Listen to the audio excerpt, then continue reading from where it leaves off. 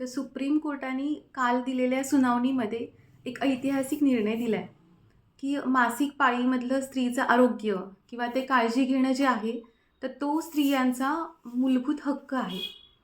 आणि आर्टिकल 21 संविधानाचं जे आर्टिकल 21 आहे, त्याच्यामध्ये right to life with dignity, privacy तर या गोष्टी येतात. तर त्याच्यामध्येच आता मासिक पाळीमधील तिच्या काळजीचा, सुरक्षेचा, आरोग्याचा सुद्धा अंतर्भाव केलेला आहे.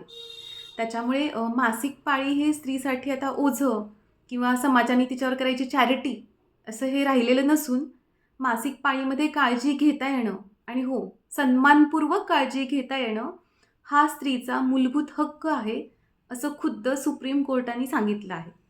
आता याच्या अंतर्गत सुप्रीम कोर्टाने शाळांसाठी काही सूचना दिल्या आहेत, की मुलींसाठी फ्रीमध्ये सॅनिटरी नॅपकिन्स उपलब्ध असावेत. तसेच स्वतंत्र आणि स्वच्छ असे टॉयलेट्स उपलब्ध असावेत. तर ह्या काही सूचना दिलेल्या आहेत. यासोबतच सुप्रीम कोर्टाने आणखीन एक खूप महत्त्वाची गोष्ट सांगितली आहे, की मासिक पाळी हा काही आता स्त्रियांचा विषय नसून, म्हणजे फक्त स्त्रियांचा विषय नसून, ती पुरुषांची सुद्धा खूप मोठी जबाबदारी आहे.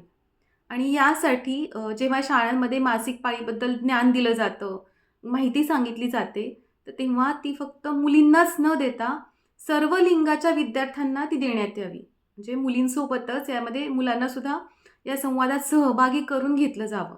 त्यामुळे होईल काय, तर पुरुषसुद्धा या गोष्टीकडे संवेदनशीलतेने पाहतील. कारण सुप्रीम कोर्टाने सांगितलं की ही पुरुषांची सुद्धा जबाबदारी आहे. तर ही खूप मोठी गोष्ट आहे. कारण आपल्या देशामध्ये, भारत देशामध्ये चुकीच्या सामाजिक धारणा, सांस्कृतिक धारणा आणि धर्म, जाती यांनी सुद्धा स्त्रीच्या शरीराबद्दल विटाळ, लाज, शरम अशा इतक्या गोष्टी पसरवून स्त्रियांच्या मनात त्याच्यामुळे खूप न्यूनगंड निर्माण झाला आहे. आणि पुरुषसुद्धा खूप चुकीच्या दृष्टीने स्त्रीच्या शरीराकडे पाहतात आणि खूप साऱ्या संधी स्त्रियांना नाकारल्या जातात. तर हे सगळं दूर होण्यासाठी पहिले तर सन्मानपूर्वक संवाद होणं खूप गरजेचं होतं.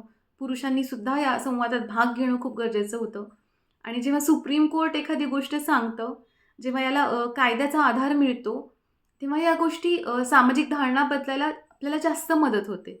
तर कुठेतरी हा संवाद या निमित्तानं सुरू होईल आणि एक नवीन वाटचाल आपण करायला लागू.